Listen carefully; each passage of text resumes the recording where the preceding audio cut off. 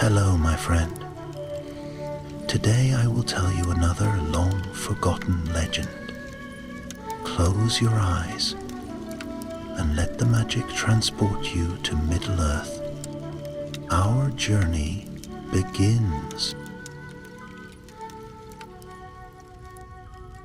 The moon was rising over the black lands east of the Anduin, pale and distant, as though it feared to gaze too long upon Mordor. In those years when the War of the Ring was nearing its height, a darkness had crept once more into the fair woods of Ithilien.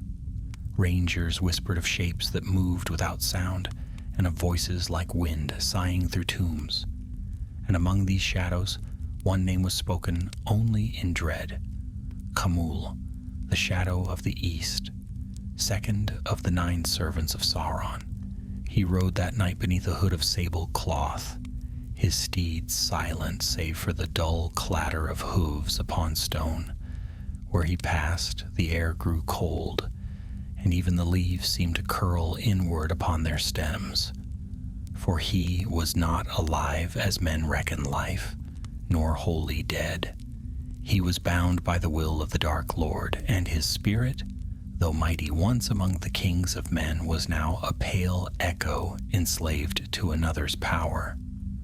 Khamûl had been summoned to the high tower of Barad-dûr, where the eye watched unblinking across the plains of Gorgoroth. There, amid the fumes of Mount Doom, he had bowed low before Sauron's terrible presence.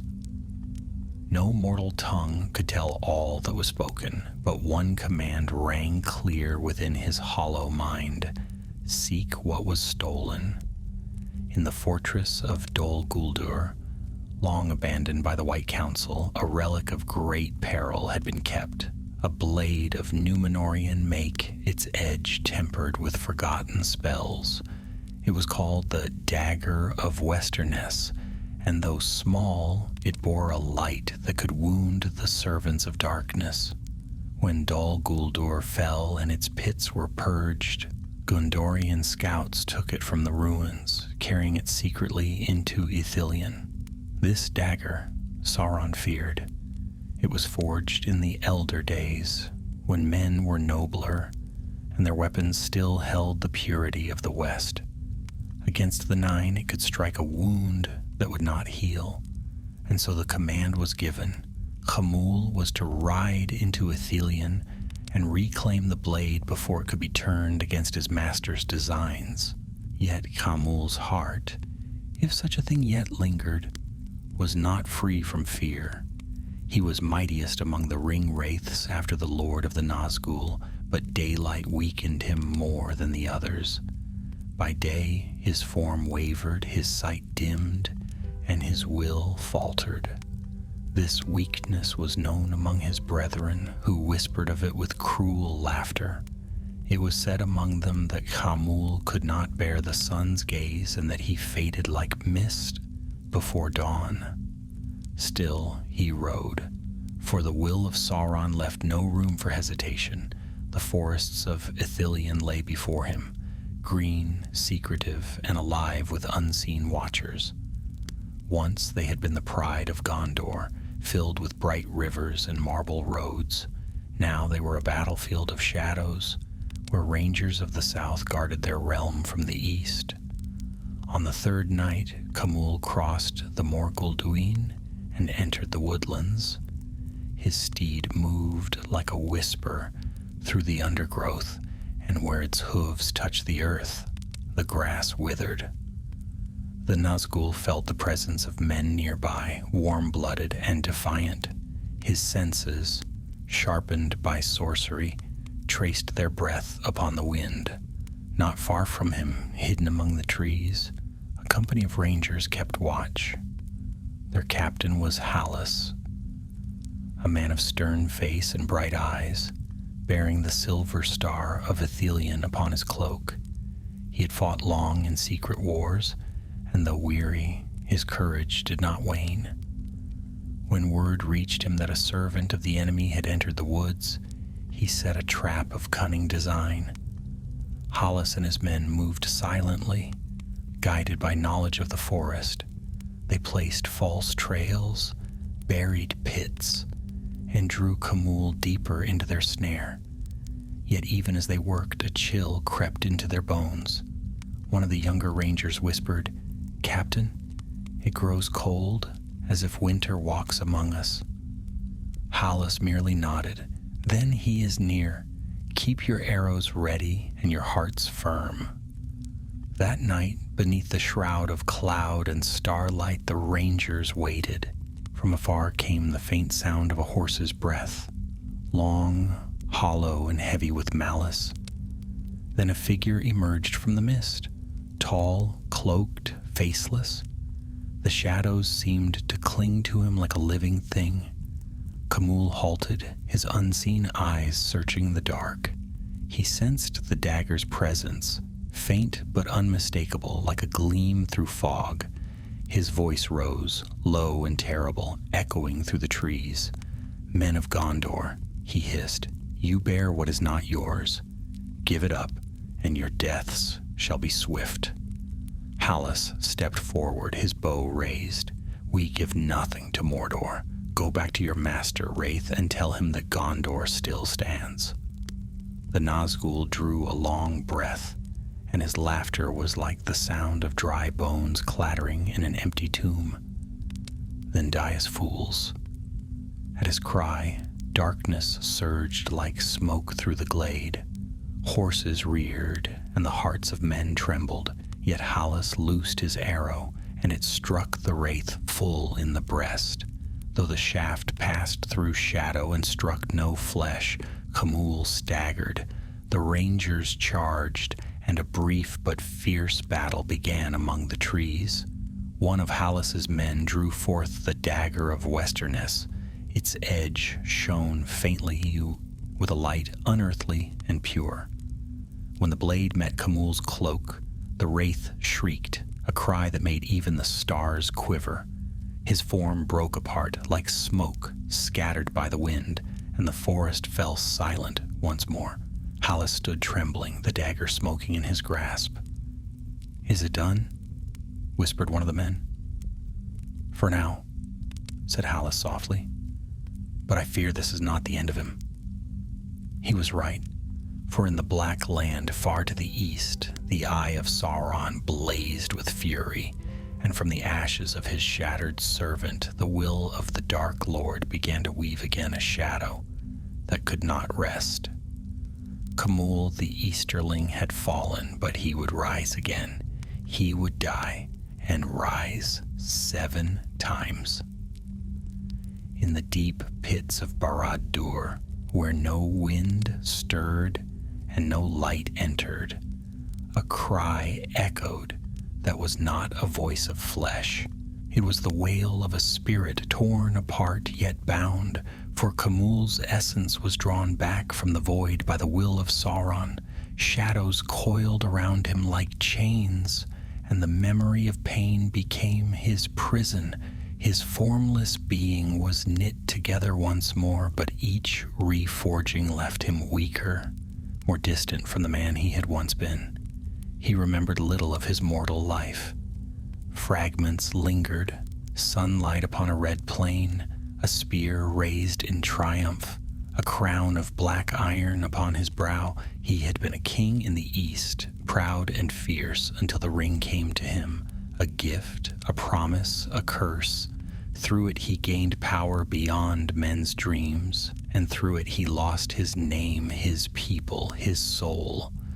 Now he served the will that had unmade him. When he rose again from the black mist, he was filled with a fury. Unlike before, Sauron's voice thundered within his mind, vast and unendurable. "You have failed me once. The dagger remains in the hands of the West. Go again and let no mortal hinder you. Bring it to me, or your torment shall never cease." Khamûl bowed in silence. He could not speak. The sound of his voice was a hollow whisper.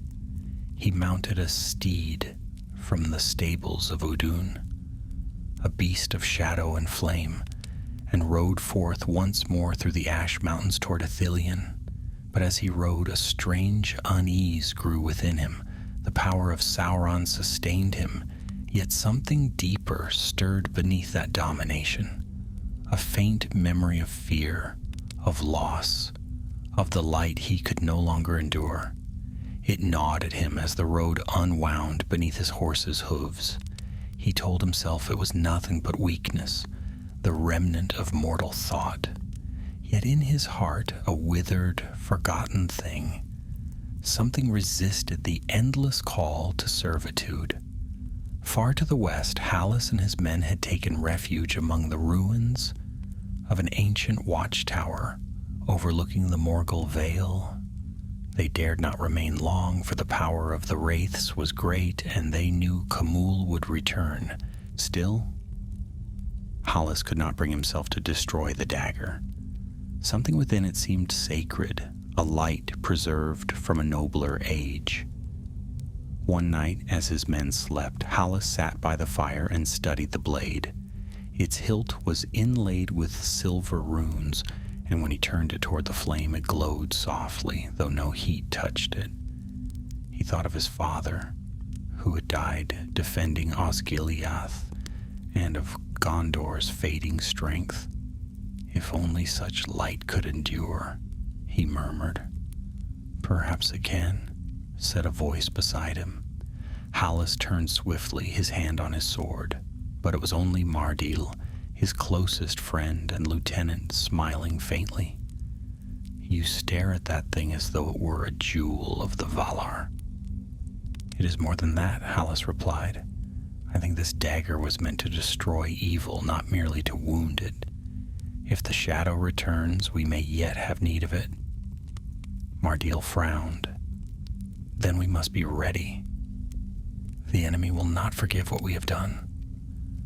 Even as he spoke, a chill wind rose from the east, and the fire flickered low. Somewhere beyond the dark hills, a sound of hooves echoed faintly, slow, measured, relentless. By dawn, the mist crept once more through the trees.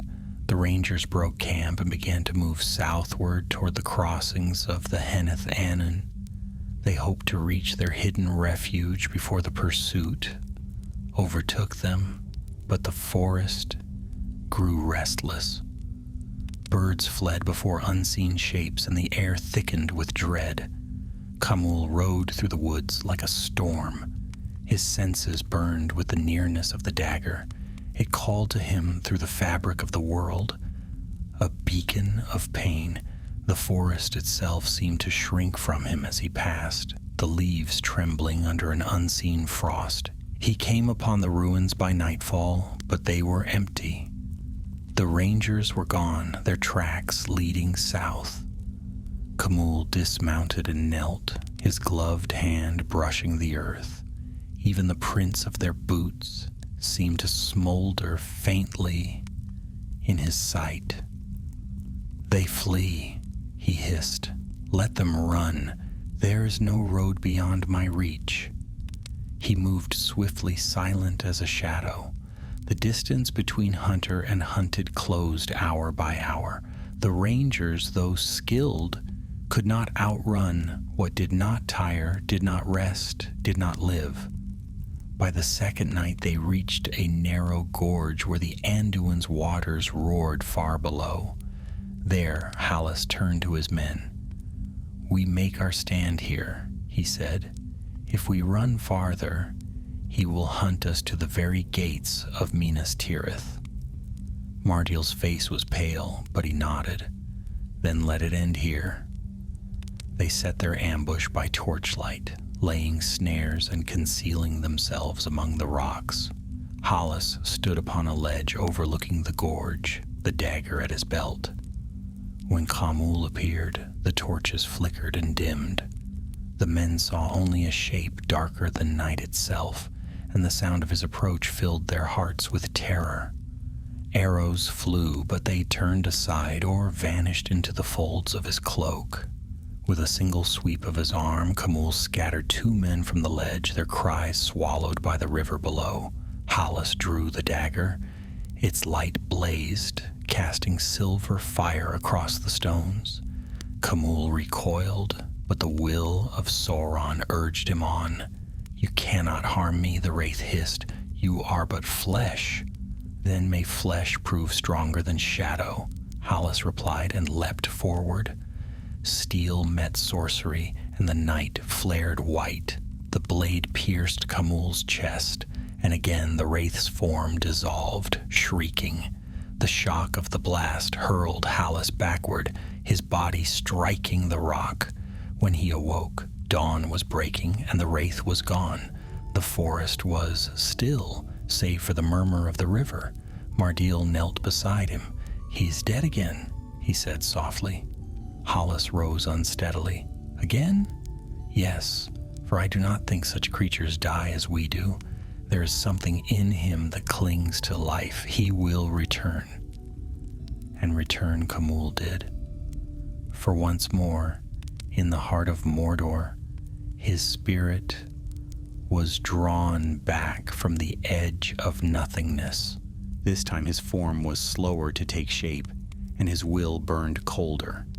But the command of Sauron bound him still. "You will not fail me again," the Dark Lord said. 7 times you shall rise, if need be, until the blade is mine." And so the wraith prepared for his third journey into the mortal world, driven not by purpose but by the torment of a soul that could never rest. Beyond the mountains, in the green silence of Ithilien, Hallis felt the wind shift eastward. The birds no longer sang. He knew then that their victory had bought them only a brief reprieve. Somewhere in the dark, a whisper rose once more, thin and cold as breath upon glass. "Khamûl rides again." The night lay heavy over Mordor, veiled by the fumes of Mount Doom. No star dared pierce the murk. Beneath the iron vault of the dark tower, Khamûl's shadow took form for the third time. His body, though unseen by mortal eyes, was woven of hate and willpower, and yet its shape trembled as if weary from the weight of too many deaths. He rose from the black stone floor, his presence dimmer than before. The air itself recoiled at his coming, and the iron walls shuddered faintly under his voice. "I am called once more," he whispered, though no lips moved. Sauron's thought struck him like a hammer, vast and commanding, filling the chamber with unseen fire. "You are mine, Khamûl. You are bound to my purpose. Fail no more, for your shadow grows thin. Bring me the dagger, and your torment shall lessen." Khamûl bowed low, though bitterness coiled within him. Each return left him hollower, yet still his master drove him onward. He was no longer certain what remained of his will. He mounted once more a beast from the forges of the dark land. No living horse, but a creature formed of smoke and fear. It screamed as it was bridled, a sound that chilled the hearts of orcs in their barracks and sent bats wheeling from the cliffs. When Khamûl rode forth, the air trembled, and even the mountain seemed to lean away. The road through the Ash Mountains was long, but time meant little to him. He crossed the plains of Gorgoroth, rode past the smoking pits of Udun, and entered again the wilds of Ithilien. Yet the land was not as before. Gondor's sentinels had grown watchful, and their traps more cunning. Still, none could stand long before the dread of the Nazgûl. Hallis, though weary from sleepless nights, had not been idle. Since the last battle, he had led his remaining men southward to a hidden vale where a stream ran bright beneath overhanging cliffs. There he planned their next move, though fear gnawed at his resolve. "The wraith will not cease," said Mardil one evening, as the men sat in silence about the fire. "It is not in his nature to die. Every time we strike him down, he will rise again." "Then we shall strike him down again," Hallis replied grimly, "until he learns that even shadow can fade before the light." But when he was alone, Hallis spoke softly to the dagger resting at his side. "If you were forged by the hands of the West, lend us your strength again, for the enemy grows bolder." The dagger gave no answer, yet the faint glow along its edge seemed to stir, as if it too waited for what must come. 3 nights later, as a pale moon rose over the forest, a wind swept down from the east, cold, bitter, and tainted with the scent of ash. The horses stamped uneasily, and the rangers felt the old dread stealing upon them. Then, far off among the trees, came the hollow cry of a horn that no man had ever blown. The sound froze the blood in their veins. "He is here," murmured Mardil. The rangers scattered to their posts, bows drawn, eyes wide in the dim light. Yet when Khamûl appeared, no eyes could hold his form for long. He seemed at once near and far, shifting like smoke in the moonlight. His voice came from every side, whispering their names, speaking of death and ruin. Hallis lifted his blade and stood firm. "You will not pass," he said, though his heart beat hard. "Foolish mortal," came the reply, low and cold as stone. "Your courage is a candle in the wind." And with that the wraith struck. His sword, black and burning with malice, clove through the air. Sparks leapt where it met Hallis's parry. The rangers loosed arrows that vanished into the night, some striking only air, others turning aside as though deflected by unseen hands. The battle raged among the trees. Khamûl's voice echoed through the glades like thunder. Yet Hallis pressed forward, his will hardened by the memory of fallen comrades. When he saw an opening, he lunged, the dagger flashing like white flame. Khamûl caught the blow upon his gauntlet, and smoke poured from the wound. The scent of burning shadow filled the clearing. The wraith reeled back, shrieking, but he did not fall. "You cannot end me," he hissed. "I am the darkness that does not die." "Then may you die 7 times, if need be," Hallis said, and drove the dagger forward. The blade struck true, and the forest blazed with sudden light. Khamûl's scream tore through the valley, shaking the trees. The shock hurled Hallis to the ground. When he looked up again, the wraith was gone, and only a black cloak lay smoldering where he had stood. The men gathered in silence. Some crossed themselves, others bowed their heads. "He is ended," one whispered, but Hallis shook his head. "No, not yet. The shadow that serves Sauron cannot be slain so easily. He will rise again, and each time the world will grow colder." And indeed, even as they spoke, Khamûl's spirit fled eastward, drawn helplessly into the dark will that ruled him. He returned once more to the pits beneath Barad-dûr, his form little more than tattered vapor. Sauron's anger struck him like a storm. "You falter, my servant. The power I give you is wasted upon your failures." "My lord," Khamûl whispered, his voice quaking like wind in dead leaves. "The blade burns with a light I cannot endure. Send others in my stead." "Others," came the reply, fierce as thunder. "You are mine alone. You shall rise until victory is won, or until you are nothing."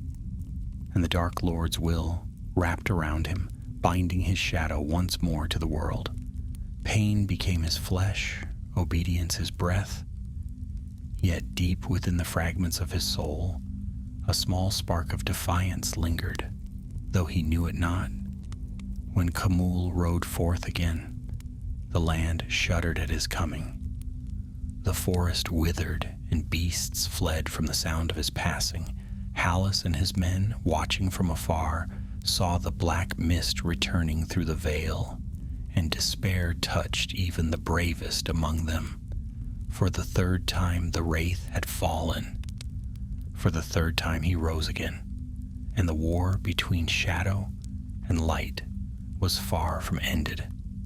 But the dagger still gleamed, faint as starlight through the leaves, promising that even in the darkest hour, the fire of the west had not gone out.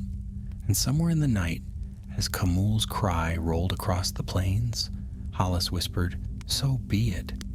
If he must rise 7 times, then 7 times shall he fall." Thus began the third death of Khamûl the Easterling and the long, grim hunt that would follow. The days that followed were uneasy in the woods of Ithilien. Clouds gathered thickly above the trees, and the sun grew dim, as if the very air mourned the light. The rangers spoke little, for each man felt the weight of what had passed and the dread of what was yet to come. They knew now that the wraith was not of mortal flesh, that to strike him down was only to delay his vengeance. Hollis walked off and apart from his men, moving silently through the forest paths, with the dagger ever at his side. He felt no triumph from their victories, for the shadow of Khamûl's return pressed upon his thoughts. The enemy's will was vast, unending, and cunning, and Hollis knew the next assault would come not by surprise, but by design. One evening, as twilight deepened and mist curled along the ground, Mardil found him standing beside a stream. The water ran dark and swift, and in its depths, Hollis saw the reflection of his weary face, older, graver, and touched by a sorrow that would not fade. "He will come again," said Hollis quietly, without turning. Mardil nodded, "and we will be waiting." The captain's hand closed over the hilt of the dagger. "I fear this weapon's power may wane before his persistence does. It was not meant for endless war, Mardil. It was forged to strike a final blow." "Then perhaps one final blow remains to be struck," his friend replied. "But if it must cost our lives, let us spend them dearly." Hollis looked eastward, where the shadow of the mountains loomed. "So be it.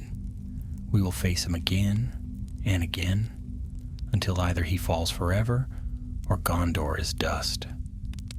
That night, the rangers strengthened their watch. Fires were forbidden. They moved like ghosts through the forest, unseen and unheard, yet all their skill could not bar the passage of a creature who was himself born of darkness. Khamûl came once more from the east. His form was leaner now, his voice fainter, as though each rebirth consumed something of his strength. But his fury burned hotter than ever. He rode not alone this time. Behind him came a host of orcs from Nirn, crude and brutish, their armor blackened by soot. They feared him, yet they obeyed, for his will was Sauron's will. "Seek the men of the west," he commanded in a voice like rusted iron. "Find the blade of Westernesse and bring it to me. None shall rest until it is in my grasp." The host spilled into Ithilien like a tide of filth, trampling grass and tearing at the trees. Smoke rose from their torches, staining the air. From their watch among the hills, the rangers saw the red glow spreading through the night.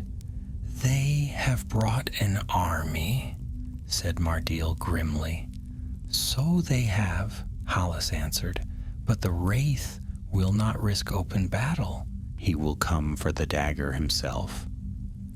They withdrew toward the ruins of an ancient Númenórean shrine deep in the woods, a place forgotten by time, its pillars carved with seabirds and stars.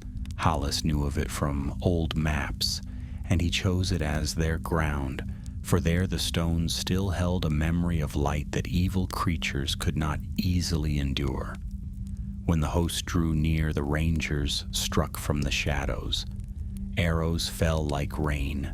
Orcs screamed and tumbled into the underbrush. Yet for every foe slain, 2 more pressed forward. The clash of battle filled the air, but beneath that noise, Hollis heard something else, a cold whisper, nearer with every heartbeat. Khamûl had come. The wraith glided among his own troops, unseen by most, and where he passed, they fell silent and bowed their heads. His presence stifled even their savagery. At last he reached the ruins and stepped into the moonlight. "There you are," he said, his words a hiss that echoed through the stone arches. "You defy me still." Hollis stood at the foot of the ancient altar, the dagger unsheathed. "You have died thrice, Wraith. How many more deaths must it take for you to remember fear?" "Fear is a gift for the living," Khamûl replied. "I am beyond it." "Then feel it once more," Hollis answered and raised the blade high. The light from the dagger burst forth, pale and pure, and the shadows drew back as though a wind had swept them. Khamûl faltered, his black cloak writhing as if alive, but he did not retreat. Instead, he raised his sword and advanced. Their clash rang through the ruins, steel on sorcery, light against shadow. The stones themselves trembled beneath the force of it. Mardil and the others fought desperately against the orcs that surrounded them, their blades flashing in the gloom. Hollis pressed the attack, driving Khamûl back toward the altar. For a moment it seemed the wraith might falter, but then, with a sudden cry, Khamûl's will surged forth, and darkness flooded the shrine. The torches of the orcs flared and died. The air grew so thick that Hollis could scarcely breathe. A voice filled his mind, vast and cruel, the echo of Sauron himself.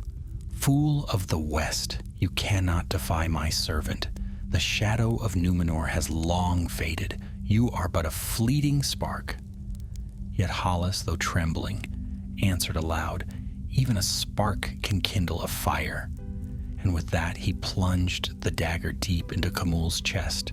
The wraith screamed, a cry so terrible that the forest for miles around seemed to shudder. His sword fell from his hand, melting into mist. His cloak burst into flames that burned without heat, and his body disintegrated into a whirlwind of ash. The shock of it hurled Hollis backward once more. When the light faded, the ruins lay in silence. The orcs, leaderless, fled shrieking into the night. Mardil rushed to his captain's side, his face pale with awe.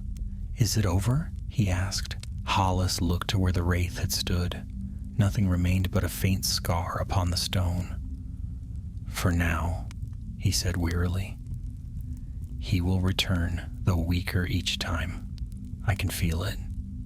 He turned the dagger in his hand. The blade no longer glowed so brightly. Its light flickered as if dimmed by the burden it bore. "Each time he dies, the dagger consumes a part of itself," Hollis murmured. "And perhaps a part of me as well." Mardil laid a hand on his shoulder. "Then we must end it soon, or there will be nothing left to wield." The captain nodded. He looked eastward where the dark mountains brooded beneath the stars. "He will rise again. But when he does, we shall follow him to the very gates of Mordor if need be. Let this be the last time." Far away in the depths of the dark tower, Sauron's wrath blazed like fire. He gathered the fading essence of his servant, once more shaping it painfully into form. Khamûl rose, screaming silently, his will torn between obedience and despair. His power was fading, his body was little more than shadow, but the command came again and he could not refuse it. Once more, he whispered to the void, once more until death itself forgets me. And so began the wraith's fourth rising, darker than the last, driven not only by his master's will, but by a hatred that was now his own. The wind that swept from Mordor carried the smell of ash and sorrow. It crept over the Ethel Duath, through ravines and forests, until it touched the green leaves of Ithilien. There the rangers felt it, a breath of cold despair that told them the wraith had risen again. Hallis awoke before dawn, restless and grim. He had dreamed of a voice that called to him through the dark, neither man nor beast, but something ancient and sorrowful. When he rose and went among his men, they too spoke of uneasy sleep and distant cries carried by the wind. "He is coming again," Mardil said, his face drawn. Hallis nodded. "And each time he comes, the darkness deepens." He looked upon the dagger lying in its sheath beside him. The once bright runes were now dim, and the edge seemed colder, heavier. He feared the weapon's strength waned, even as the wraith's hatred grew. Still, it was their only hope, and he would wield it to the end. They did not wait long. By the third night, a pale mist rolled over the woods, thick and unnatural, and the moon vanished behind veils of shadow. From the east came a faint wailing, low and drawn out like the moan of lost souls. Khamûl was near. He came alone this time. No army of orcs, no servants at his command.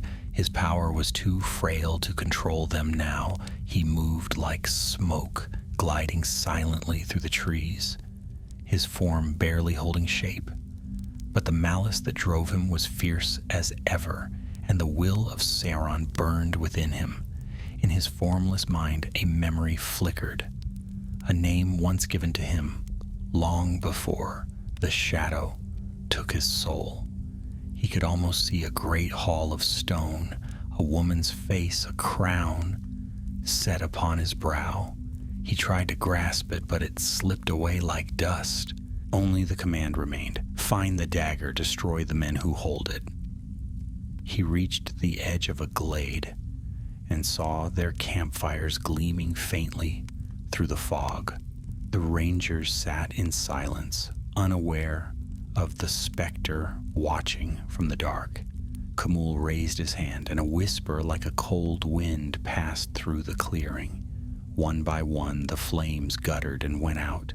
The men sprang to their feet, weapons drawn. "He's here," cried one. Hallis snatched the dagger, its dim light flickering to life. "Stand firm. Remember who you are." From the mist emerged Khamûl, his form shifting like a shadow, given breath. His eyes, if eyes they were, burned faintly with a red gleam. "You should have fled while you could," he hissed. "Your deaths shall serve my master's will." "Your master's will is failing," Hallis answered. "Every time you rise, you return weaker." The wraith's voice darkened. "Weaker? Perhaps, but still beyond the reach of mortal men." He lunged forward. The impact of his strike sent Hallis stumbling, and the air grew heavy with despair. Yet the captain stood his ground and met each blow with defiance. Sparks leapt where their weapons clashed, though Khamûl's blade seemed forged of darkness itself. Around them, the rangers fought against shadows that moved unseen.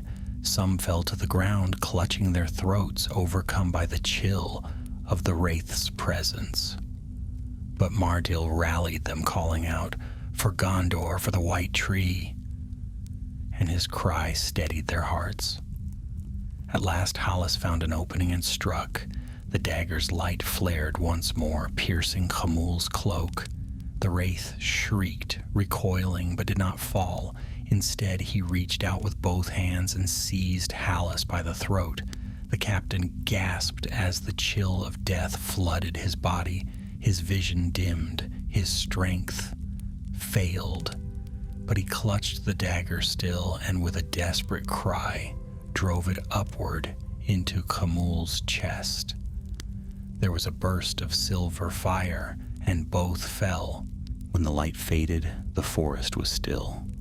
Mardil ran to his captain's side and found him breathing, though faintly. The dagger lay a few feet away, its glow extinguished. Of the wraith, nothing remained but a faint mark upon the ground, and a whisper that lingered in the air.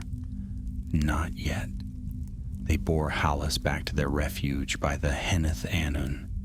For many days he lay in fever and silence, haunted by dreams of a great black tower and a burning eye that watched without rest. Sometimes he cried out in a language unknown to his men. At other times he whispered a single name, Khamûl. When at last he woke, his face was pale and his eyes shadowed. "He lives," he murmured. "He cannot die while his master endures." "Then what hope have we?" asked Mardil. "The same as always," Hallis replied, "to hold the light against the dark, no matter the cost." Far away in the heart of Mordor, the Dark Lord brooded upon his throne. His power was growing, for the ring still lay unfound, and his armies gathered strength. In his wrath, he summoned the spirit of Khamûl and bound it once more into a form of shadow. This fourth rebirth was the most terrible of all. The wraith's body was barely whole. His voice was a whisper of despair. He felt no will but Sauron's, and no thought but the command to destroy. Yet somewhere, deep within the echo of what had once been a man, there stirred a flicker of shame. For the first time he remembered not only his former life, but his own end. The moment the dagger had pierced him, the fleeting glimpse of peace, before the darkness dragged him back. He longed for that stillness now, though he did not understand it. But Sauron's power left no room for longing. The Dark Lord's voice filled his mind like molten iron. "You will rise again, my servant. You will bring me the dagger, or you will die 1,000 times." And so Khamûl rode again, a creature of anguish bound to endless service. His passage blighted the land. The leaves turned black and the streams froze at his touch. Even the orcs fled before him now, for they saw not a lord of fear, but a broken remnant of one who had died too many times. Meanwhile, Hallis grew weaker with each passing day.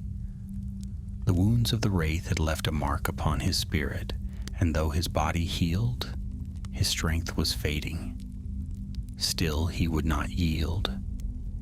"Captain," said Mardil one night, as they watched the stars above the waterfall, "if he comes again, can we defeat him?" Hallis looked at the dagger resting across his knees. "We can try," he said. "That is all men can do." He rose and fastened the weapon at his belt once more. "When next he comes, we take the fight to him. No more waiting in the woods. We will end this on the borders of Mordor itself." And so the rangers gathered their strength, a small band of weary men bound by courage. They set forth eastward, through the dark valleys where no birds sang. Unseen in the wastes beyond the mountains, Khamûl followed, drawn by the same doom that bound them both. He had died 4 times, and 4 times risen. 3 more deaths awaited him before the end. Gray dawn broke over the hills of Ithilien, pale and wan, as though even the sun hesitated to look upon the land. Hallis and his company marched eastward through the mist, their cloaks damp, their spirits grim. Few words passed among them now. Each man felt the weight of the shadow they pursued. They had left behind the green woods and fair glades of Gondor, venturing into lands where few of the West had trod since the days of Isildur. The way was long and harsh. Stony ridges rose like broken teeth, and thorned briars clawed at their boots. Often they moved by night, avoiding the watchful eyes of Sauron's servants. Yet though they walked in silence, a sense of being followed never left them. Khamûl had risen once more, his 4th death barely passed into memory. The fire of Sauron's will burned dim within him now, a cruel light that both sustained and consumed. He no longer remembered the faces of his foes, nor the name of the man who bore the dagger. He knew only that he must destroy it, or be destroyed.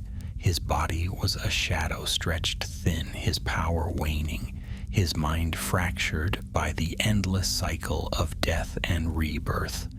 Yet his hatred endured. It was the one thing that still belonged to him. As Hallis led his men through the ravine called Cirith Durlan, he paused, sensing a change in the air. The wind had shifted, blowing from the east, and it carried a faint stench of sulfur and decay. "He is near," Hallis said softly. Mardiel drew his blade. "Then let it be here, Captain. Let this be the place we end it." The captain's eyes darkened. "So be it." They took position along the stony walls, hiding among boulders and scrub. Hallis stood at the center, the dagger of Westerness gleaming faintly at his side. The men waited in stillness, hearing nothing but the whisper of the wind through the rocks. Then came the sound of hooves, slow, measured, unearthly. A cold mist crept through the gorge, thick as breath upon glass. From its depths emerged Khamûl, black against the pale dawn. His steed was gaunt and terrible, its eyes empty pits of red flame. The wraith's form seemed less than solid, as if part of him had already drifted into the void. "Men of the West," he called, his voice hollow as wind through tombs. "How many times must you fall before you yield?" Hallis stepped forward. "As many times as it takes to see your end." "End?" The wraith's laughter was like shattering iron. "I have no end, fool. Death is my master, and it obeys me." "Then may death grow weary of your service," Hallis said, and drew the dagger. The blade flared to life, brighter than before, as though it too sensed the final trial drawing near. The light pierced the fog, driving it back, and the rangers rose from their cover with a cry. Arrows flew glinting in the dawn, striking the wraith's steed. The beast reared, shrieking, and dissolved into smoke. Khamûl glided forward, swift and silent, his sword sweeping in wide arcs. 2 men fell before they could cry out. Another stumbled as the chill of his passing froze the blood in his veins. But Hallis did not falter. He charged, his cloak billowing, the dagger blazing in his hand. Their clash shook the ravine. Steel rang against sorcery, sparks flew where the blades met. The wraith's power pressed upon Hallis like a storm, draining his strength, clouding his sight. But he fought on, driven by will alone. Around them the battle raged. Mardiel and the rangers struck from every side, their arrows finding purchase where before they had failed. The light of the dagger seemed to weaken the wraith's hold upon the world, and his form wavered, flickering like a dying flame. Khamûl screamed, striking out wildly. His sword caught Mardiel across the shoulder, sending him sprawling. Hallis turned, fear tightening his heart, and in that instant the wraith's hand closed upon him. The touch was agony, cold beyond imagining, like the grasp of a corpse that had forgotten rest. "Your life is mine," Khamûl hissed. But Hallis, choking for breath, raised the dagger and plunged it upward. The blade sank into the wraith's chest, and a blinding light burst forth. The sound of it was like thunder, rolling across the mountains. Khamûl's cry echoed through the gorge, long and terrible. His body broke apart, scattering into dust and shadow. The wind rose, howling, and the rangers fell to their knees as a wave of cold swept over them. Then all was still. When the silence came, it was heavy and absolute. Hallis knelt upon the ground, trembling, his strength nearly spent. The dagger had gone dark, its light consumed by the battle. Mardiel crawled to his side, blood staining his cloak. "Is it done?" he whispered. "For now," Hallis said, his voice hoarse. "But each time he returns, the world grows colder. I can feel it in my bones." He looked eastward toward the dark mountains where Mordor lay hidden. "We are drawing closer to the heart of the shadow. His master calls him home, and we must follow." The rangers buried their fallen and pressed on, their hearts heavy but unbroken. They crossed barren hills where no grass grew, passed through valleys filled with the stench of ancient war, until at last they reached the desolate plain before the mountains of shadow. There they made camp, beneath the twisted ruins of an old watchtower built long ago by Gondor's kings when their power reached even into these dark lands. From its crumbling walls they could see the distant glow of Mount Doom, red against the horizon. That night Hallis could not sleep. The wind from Mordor whispered through the stones, carrying faint voices that spoke in tongues long dead. He sat alone, turning the dagger in his hands, feeling the weight of doom pressing upon him. Far away, in the depths of Barad-dûr, Sauron's wrath smoldered. He drew together the scattered essence of Khamûl and shaped it once more. But this time, even the Dark Lord's power strained to hold the Wraith's form. The shadow that rose from the pit was faint and broken, its voice little more than a sigh. "Once more," Sauron said, "you will not fail again." Khamûl bowed, though his body trembled. His mind was a storm of pain and memory.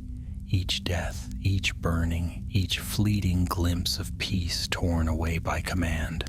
When he rode forth this time he carried not pride nor fury, but despair. He no longer sought victory, only an end to the endless returning. And deep within his hollow heart, a whisper grew, a voice not Sauron's, faint and human, that murmured, "Let it be the last." Hallis woke from troubled sleep before dawn, his hand clutching the dagger as though it had spoken his name. He rose and looked eastward. The sky there was aflame with the glow of Mordor's fires. "He comes again," he said softly. "And somewhere beyond those mountains." The wraith answered with a cry that shook the very air, a cry of rage and of longing for a death that would not come. 4 times he had died, and 4 times risen. 3 more deaths remained. The end was drawing near. Morning came cold and gray, a thin light filtering through the choking haze that lay over the plains of Gorgoroth. The rangers had crossed into the very shadow of Mordor now. Around them the land lay dead, cracked earth, pools of foul water, and stones sharp as broken glass. Smoke rose in the east, where Mount Doom glowed red like the eye of some slumbering beast. The men of Gondor had seen war and darkness before, yet even they faltered beneath the oppressive air of that land. Hallis led them onward, his face pale and grim. The dagger of Westerness hung at his belt, its once bright runes dimmed by the weight of the darkness, pressing in on all sides. He felt the weapon's faint pulse, like the beat of a dying heart, and knew that its light, and perhaps his own, was fading. Mardil walked at his side, his arm bound where Khamûl's blade had struck him. "We should not have come so far," he muttered. "Here, even the stars hide their faces." Hallis looked eastward toward the looming towers of Mordor. "If we turn back now, he will follow us until Gondor herself lies in ruin. The end must come here, where the shadow was born." For 3 days they marched, unseen by any of Sauron's hosts, though they felt eyes upon them at every step.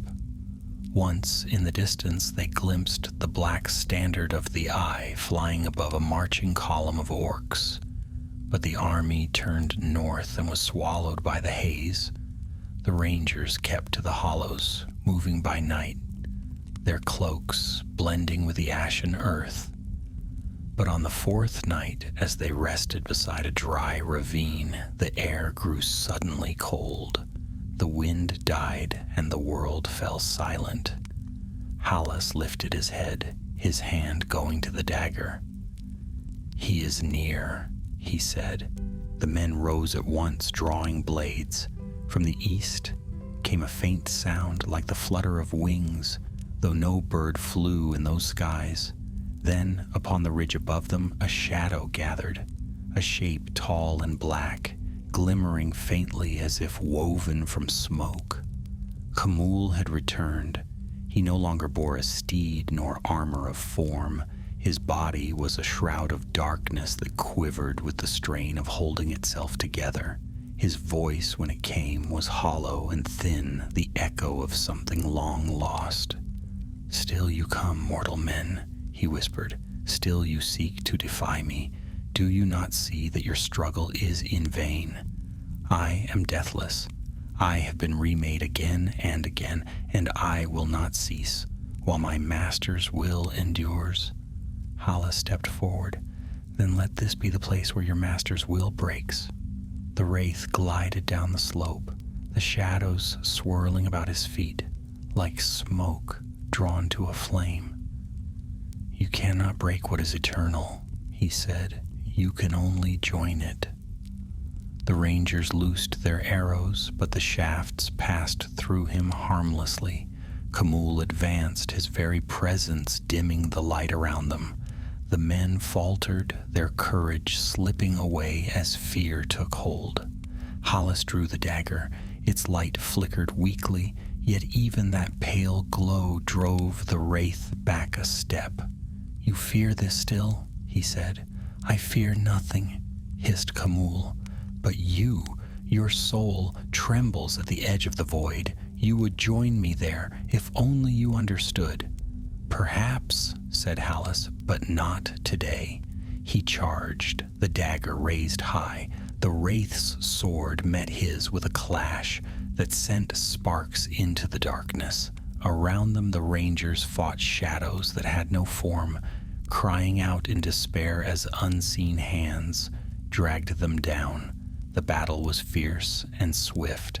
Hallis fought like a man possessed, each stroke driven by the memory of his fallen kin, by the light of Númenor that yet glimmered faint in his blood.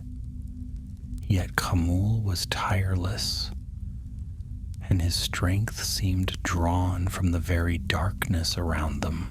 At last, the wraith's blade struck Hallis across the shoulder, and he fell to one knee. The dagger slipped from his grasp, clattering upon the stone. Khamûl loomed above him, his voice a whisper of triumph. "This is the end, mortal." But even as the wraith reached for him, Mardil hurled himself forward, seizing the dagger and driving it with all his strength into Khamûl's side. The weapon flared like a star, white fire blazing in the gloom. The wraith screamed, and the world seemed to shatter. Hallis rose, wounded but not broken. He grasped the hilt with Mardil, and together they drove the dagger deeper. "For Gondor!" they cried. Khamûl's shriek echoed across the plain. His form convulsed, splitting apart as light and shadow battled within him. Then, with a final cry that sounded almost like relief, he burst asunder, scattering into the wind. When the brightness faded, silence returned. Only ash drifted where the wraith had stood. Hallis knelt beside his fallen friend. Mardil lay motionless, the dagger still in his hand. "He is gone," Hallis said softly. "Both of them." He took the dagger and pressed it to his breast. Its light was nearly spent, but a faint warmth pulsed within it still. "You have done your part, old friend," he murmured. "Rest now." They buried Mardil there in the shadow of the mountains, beneath a cairn of black stones. Hallis stood long beside the grave, the wind tugging at his cloak. "He will rise again," he said quietly to the men who remained, "and when he does, we will be ready." Far above them, unseen, the eye of Sauron turned toward the place of Khamul's fall. In the depths of Barad-dûr, the Dark Lord's wrath flared. He summoned the fragments of his servant's spirit, drawing them together once more. But this time the reforging came with difficulty, for much of the Wraith's power had been burned away by the dagger's light. When at last Khamul took shape again, he was barely more than a whisper, a shadow stretched thin over emptiness. He knelt before his master's throne, trembling. "You are fading," Sauron said, his voice vast and cold. "Each death leaves less of you. Yet you shall go once more, and you shall bring me the blade." Khamul bowed his head. "I will go," he said. But in his heart a flicker of something stirred, a weariness, a longing not for victory but for rest. He turned and left the dark tower, his form dissolving into the night. The wind carried his whisper east to west over the mountains, where the men of Gondor made ready for his coming. That night Hallis dreamed of the sea, calm, endless, and filled with light. When he awoke, he knew what must be done. The dagger would not merely be used again. It must be taken to the very borders of Mordor and buried where the shadow could never reach it. For only then might Khamul's torment and his own find their end. And beyond the mountains, a wraith stirred for the 6th time, neither alive nor dead, bound by the last threads of his master's will. The wind carried his cry across the barren land, a sound of anguish and promise. 6 times he had died, 1 death remained. A storm gathered over Mordor, though no rain would ever fall there. Lightning flashed within the dark clouds that shrouded Mount Doom, casting brief, cruel light across the plains of Gorgoroth. It was in that unholy storm that Khamul rose again, for the 6th time, his spirit bound once more to the will of the Dark Lord. He was less than a shadow now. His voice, when he spoke, was little more than a whisper carried upon the wind, and his form quivered like smoke on the edge of vanishing. He felt no pride, no fury, only weariness. He had died 6 times, and 6 times been torn from whatever rest waited beyond the world. He remembered each death as a wound that never closed, each rebirth as pain without measure. Sauron's will burned through him like fire. "Go again," the voice thundered. "Bring me the dagger. It must not remain in the hands of the West." "Yes, my lord," Khamul murmured, but within the hollow of his being, he thought only, "Let it end." He turned his gaze westward and saw, far beyond the mountains, the faint glimmer of starlight upon the lands of Gondor. It was to that light that he was drawn, though it seared him to look upon it, and so one last time he passed through the Black Gate and into the world of the living. Hallis and his men had made camp upon the barren plain at the foot of Ethel Duath. The ruins of the old watchtower stood behind them, its stones blackened by centuries of shadow. The dagger lay before Hallis on a cloth of white linen. Its runes no longer shone, but deep within the metal there pulsed a faint, steady light, as though a living heart beat inside it. "We cannot keep it here," said one of the rangers. "If the wraith finds us again, none will survive." Hallis looked at the blade. "You are right. It must be hidden, buried where no hand of evil may reach it." "And where would that be?" asked another. "All the lands east of Anduin are tainted now." Hallis raised his eyes toward the peaks of the mountains. "There's one place," he said, An ancient temple of Numenor lies near the border of Mordor, a place forgotten by both men and orcs. Its stones were hallowed in the elder days. If we can reach it, the blade may yet be sealed against the dark. The men looked doubtful, but none gainsaid him. They trusted their captain, though despair weighed heavily upon them. That night they rested little, for each man felt the creeping chill of evil drawing near. When the first pale light touched the mountains, they set out. The road was steep and broken, winding through ravines and fissures. Above them, the sky burned red with the fire of the mountain. The air was thick with ash, and the ground trembled with distant thunder. By evening, they reached a narrow pass where two cliffs rose like pillars. Beyond it lay a hidden valley, and there, half buried in stone and dust, stood the ruins of an ancient temple. Its doors had long since fallen, and the carvings upon its walls were worn by age, but Hollis knew at once that this was the place.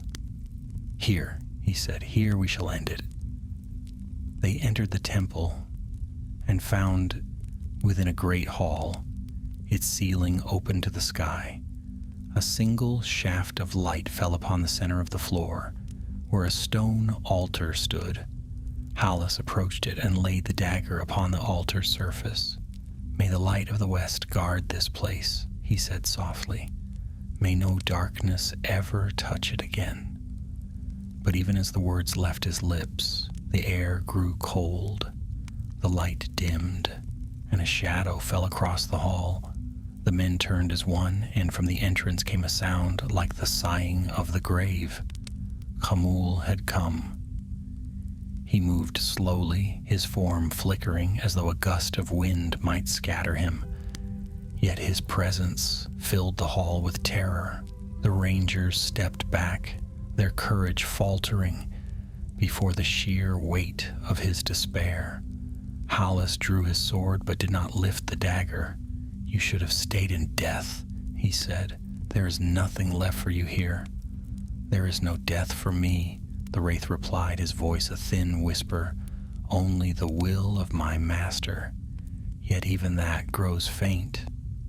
"You do not have to serve him," Hollis said. "You were a man once, free, proud. There is still a spark within you." The wraith paused. For a moment, the red glow in his unseen eyes dimmed. "A man?" he said slowly, as if tasting the word. "Yes, perhaps I was, but no more." Then his voice hardened. "Give me the dagger, and this will end swiftly." "No," Hollis said, "it ends now, but not as you think." He seized the dagger and raised it high.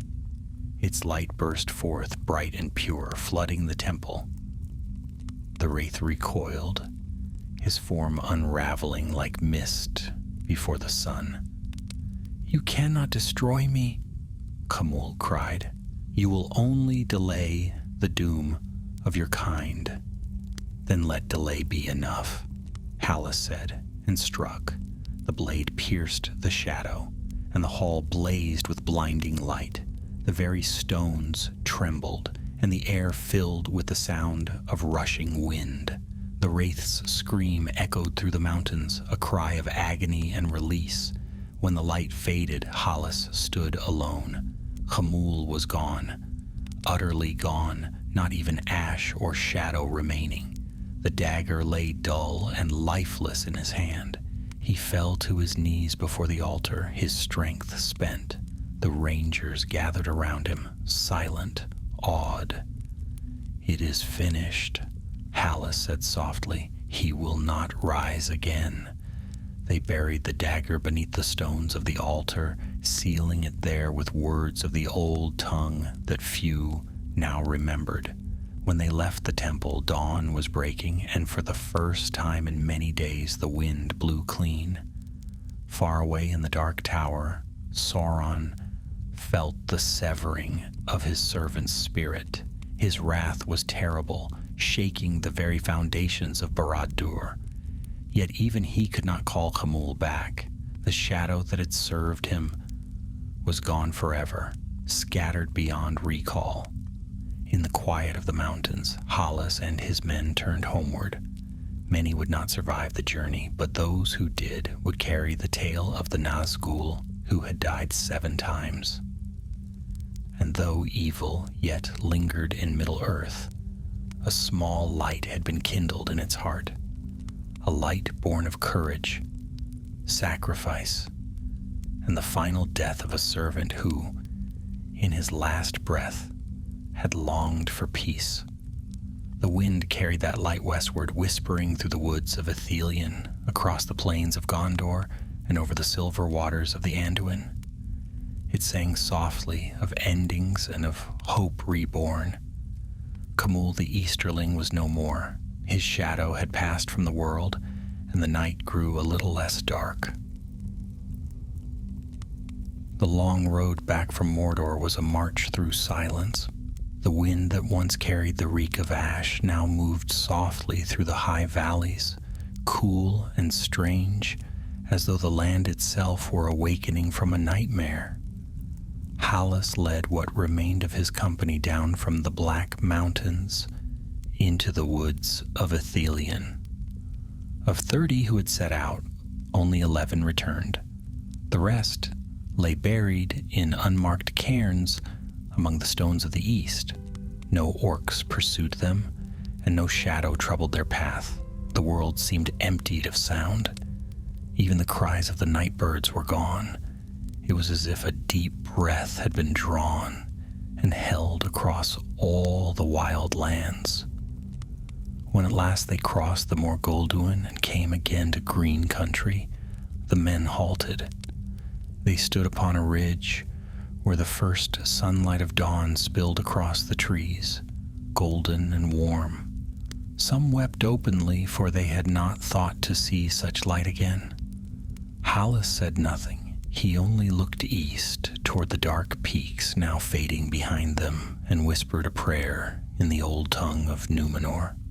By midday they reached Henneth Annwn, the hidden refuge of the rangers. Its waterfall glimmered silver in the sunlight, and the caverns beyond seemed almost fair again. Word of their return spread swiftly, and men came to meet them with cries of joy and wonder.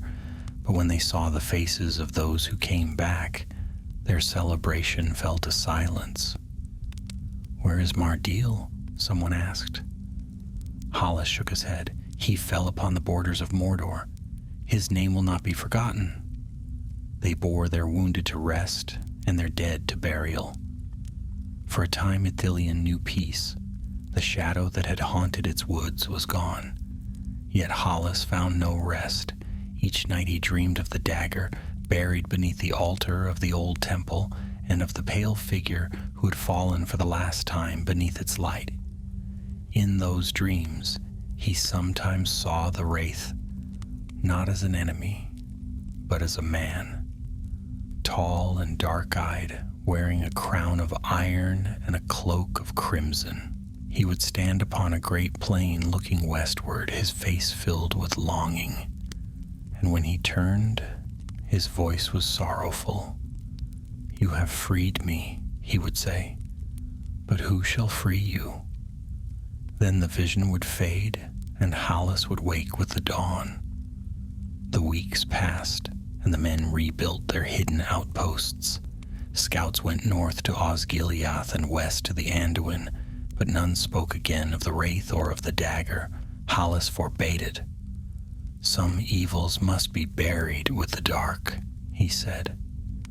Yet one night, as he sat beside the waterfall, watching the stars reflected in the pool, a messenger came riding from Minas Tirith. The man was weary, his cloak torn by the road. He bowed before Hallis and delivered a sealed letter bearing the white tree. The words were written in the hand of the steward himself. "Captain of Ithilien, great tidings have reached us from the north. The dark power gathers in the east once more. Strange fires burn upon the borders of Mordor, and the wise fear that the enemy stirs. We ask your counsel and your vigilance. Denethor, steward of Gondor. Hallis folded the letter and stared into the fire. So it begins again, he murmured. The messenger looked uneasy. Do you think the wraith lives still? Hallis shook his head. No. That shadow is gone, but others may rise in his place. The enemy's reach is long, and the hearts of men are easily turned. He dismissed the messenger and sat long into the night, his thoughts heavy. The dagger was buried deep, its light sealed. But evil has a way of seeking what is hidden. He knew the peace of Ithilien was only a pause between storms.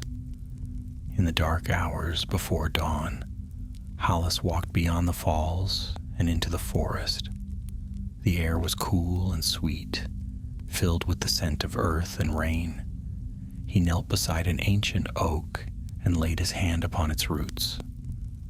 Let the land heal, he whispered. Let no shadow return. A soft wind stirred, and for a moment he thought he heard a voice upon it, a faint, distant sigh, like the breath of one who has at last found rest. The sound brought no fear, only peace. Perhaps, he thought, even the servants of darkness may find an end to their torment. Far away, beyond the black gate, the Dark Lord brooded in silence. Sauron's wrath had cooled into cold calculation. The loss of his servant troubled him little. Khamûl had been but one shadow among 9, yet in the deep places of his mind, a doubt flickered.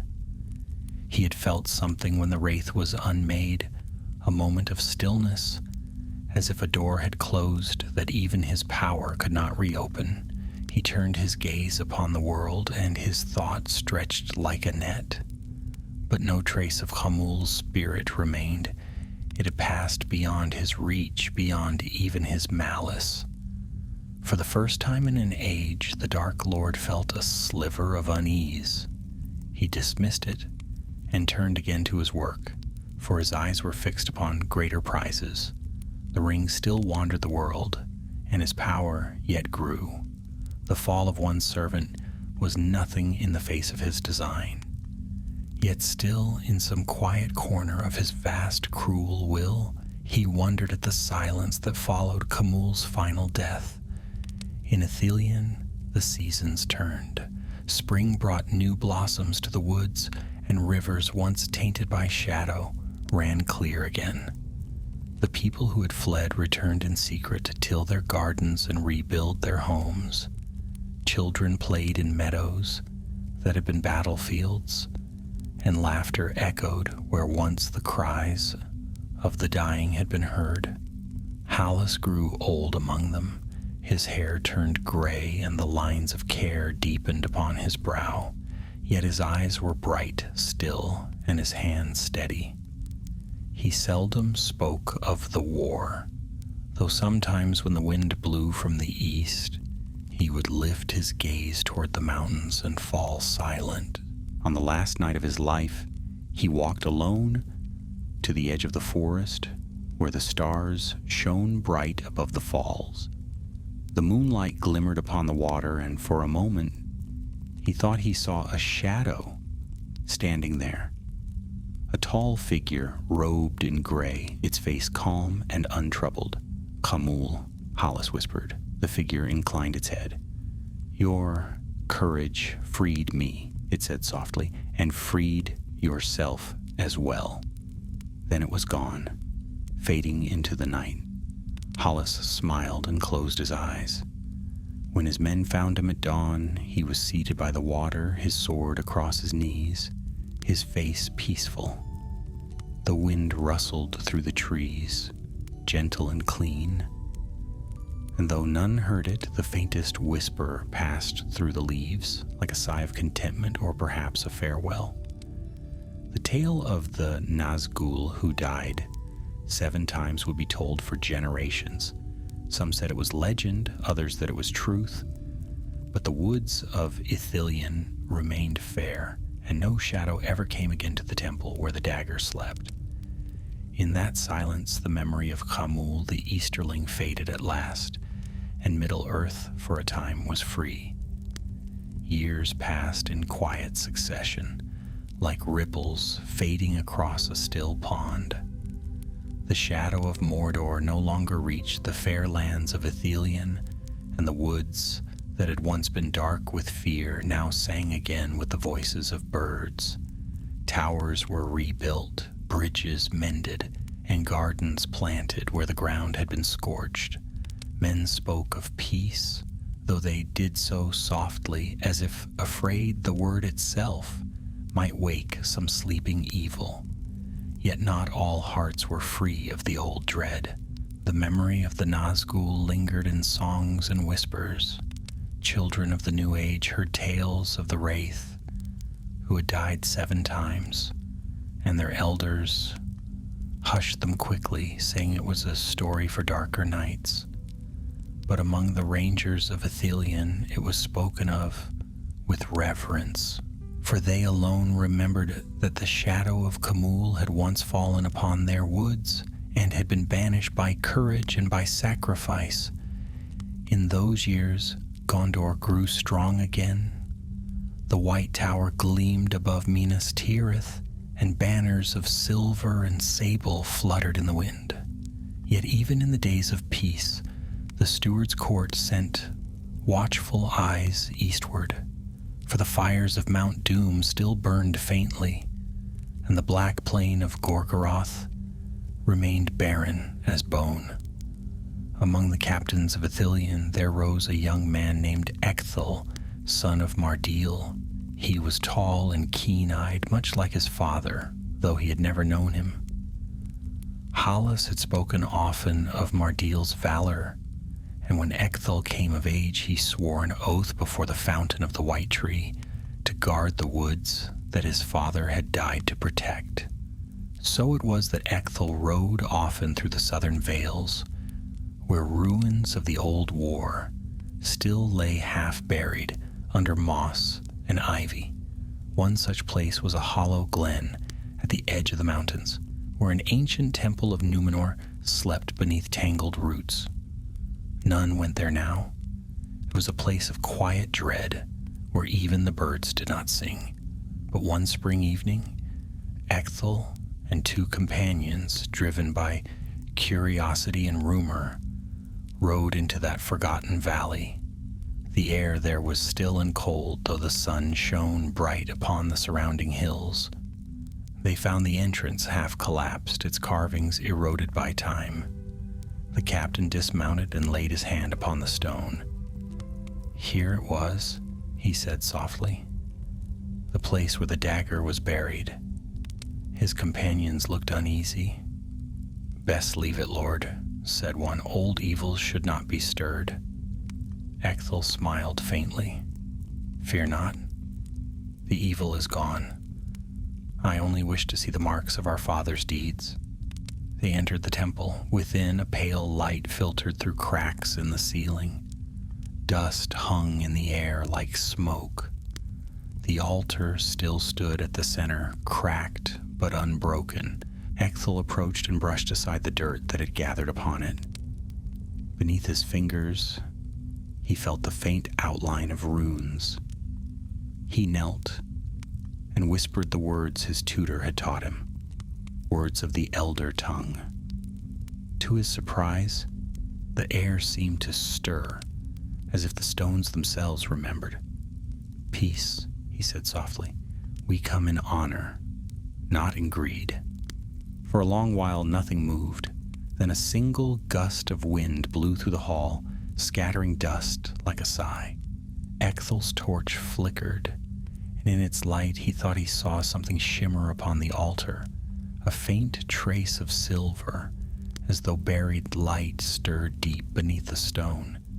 He reached for it, but stopped himself. A chill ran through his hand, and a voice, soft as the breath of distant waves, spoke in his mind. "Sleep, child of Gondor, the work is done. Seek not the dead." Ecthel drew back and bowed his head. "Forgive me," he whispered. I will not disturb your rest." When he rose and turned away, the voice came once more, faint but clear. Remember the cost. Keep the light untainted. He left the temple in silence, and his men followed him. None spoke as they rode back through the valley, for a strange peace had fallen upon them, mingled with awe. When they reached the forest, Ecthel turned for one last glance. The sunlight touched the mountain peaks, and for a heartbeat, he thought he saw a figure standing at the temple's gate, a tall shadow robed in gray, its head bowed. Then the wind shifted, and the figure was gone. That night, as they camped beneath the stars, Ecthel dreamed. In his dream, he stood upon the plains of the east, where black ash drifted like snow. A man approached him, dark-haired, proud, and sorrowful, wearing no crown, but bearing the dignity of one who had once ruled. "Who are you?" Ecthel asked. The man smiled faintly. "I was called Camul long ago. You need not fear me. The darkness is ended." Ecthel felt neither terror nor doubt. "Then rest in peace," he said. "I do," replied the shadow, "because your father stood when all others fled. Tell their story. Let it not be forgotten." When Ecthel woke, the dawn was breaking. The air was cool, and the birds sang above the trees. He rose and looked eastward, toward the mountains that hid Mordor's barren lands. "I will tell it," he said aloud, "the tale of the wraith who died 7 times. In the years that followed, Ecthel kept his promise. He gathered the songs and fragments of old records, speaking with the few survivors who yet lived. From these he wove a chronicle, a history of the Rangers' war in Ithilien, and of the Captain Hallis who had slain the wraith. He did not call it a legend, for he believed every word. When at last the work was done, he brought the book to Minas Tirith and laid it in the library of the White Tower. On its final page he wrote, "Let this be remembered in the days to come when evil rises again, and courage is needed once more, that even in the darkest hour one light may defy the night. For the 9 shall fall, and their names shall fade, but the memory of those who stood against them will endure while the stars endure." The book remained there for many ages, long after the War of the Ring had passed into myth.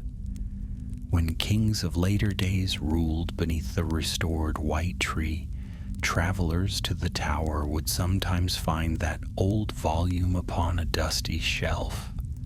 Few read it through, for its tongue was ancient, but some lingered upon its final lines and wondered at the truth hidden in them. And in the hush of the archives, where moonlight slanted through narrow windows, it was said that a breath of wind sometimes stirred the pages, soft and low, like the sigh of a man who had waited long for peace. Thus ended the tale of Camul the Easterling, the Nazgûl who died 7 times. His shadow was broken, his name forgotten. Yet his passing marked the beginning of the world's slow healing. And though Mordor's mountains still brooded in the east, the stars above them shone bright and untroubled, as they had not done for many long years. In the high chambers of the White Tower, many years later, a young scholar named Baranor sat reading by candlelight. He was among the lore keepers of Gondor, one of those patient men who delved into the ancient scrolls of forgotten kings. The hour was late, and all others in the library slept, but Baranor's eyes were fixed upon a single book, the Chronicle of Captain Ecthel of Ithilien. Its pages were yellowed, the ink faded, yet the tale it told burned with life. He turned the last page and read the closing lines once more. "For the 9 shall fall, and their names shall fade, but the memory of those who stood against them will endure while the stars endure. Baranor leaned back and looked out through the narrow window. The moon hung bright above Minas Tirith, bathing the white stones in silver. He thought of the men of that elder age, of Hallis and Mardil, of their march into the shadow, and of the wraith who had died 7 times before the end. They fought when hope was only a dream, he murmured. May we prove so steadfast, if the darkness comes again. He closed the book gently, but as he did, a faint breeze stirred in the silent room. The candle flickered, and the air grew cool. Baranor frowned and looked about, yet no window was open, and the night outside lay still. Then, as he watched, the flames steadied, and for a moment he thought he saw a shape in the shadows beside the shelves. Tall, cloaked, its face hidden. His heart quickened. Who goes there? No answer came, but the air seemed to tremble. The figure did not move, yet Baranor felt no fear. Rather, a strange calm came over him, as though he stood before something vast and sorrowful, yet no longer bound to malice. Are you he? The scholar whispered. The wraith of the old tales? The silence deepened, and then a voice spoke, soft as wind among reeds. Names fade, shadows fade, but courage endures. Baranor bowed his head. Then you are at peace. The shape inclined slightly, and in the flickering light, Baranor saw not a wraith, but the faint outline of a man, stern of face, proud and weary, crowned not with iron but with starlight. The air around him shimmered faintly, as though light and darkness still contended, though no sound of strife remained. I was Khamûl, said the shadow, and I was bound to a darkness not my own. Yet even in that thrall I learned one truth, that the will of the free cannot be undone by fear. Remember this, keeper of words. The shadow will return in other forms, but so too will those who stand against it. Before Baranor could answer, the shape began to fade, its edges dissolving into the light. Wait, he said, tell me, how did you endure the void? The voice lingered only long enough to whisper, by the memory of mercy. And then it was gone. Baranor remained kneeling long after the last trace of the presence had passed. When dawn came, he rose and went to the window. The first light touched the mountains, turning the snows to gold. He felt within his heart a strange certainty that the world, though marred by sorrow, was not forsaken. He took up his quill and wrote upon a fresh page, adding to the book of Ecthel's chronicle. Thus, the spirit of the East was redeemed by the light it once opposed. May his rest be unbroken, and may all who dwell beneath the sun remember that even the lost may find their way home.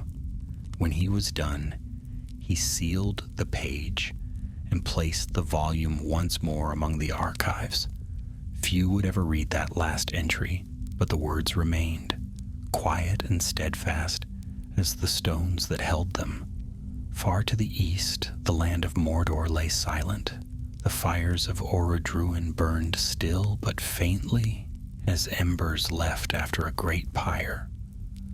The wind that once stank of sulfur now carried the scent of dust and stone.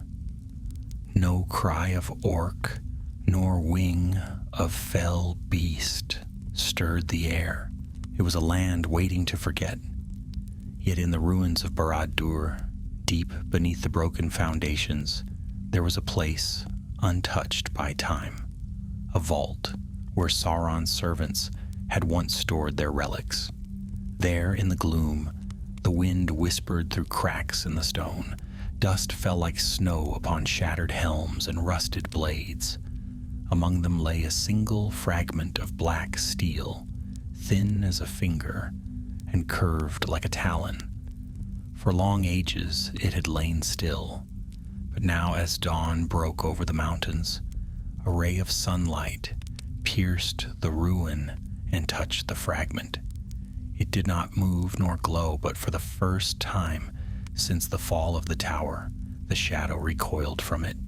The darkness that had clung to that place slipped away, leaving only silence.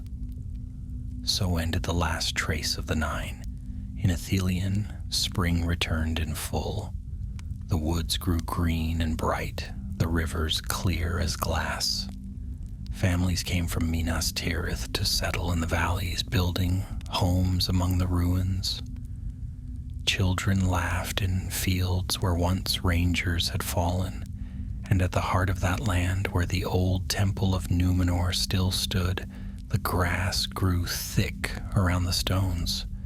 No one entered the temple now. The door had long since fallen, and ivy covered its walls.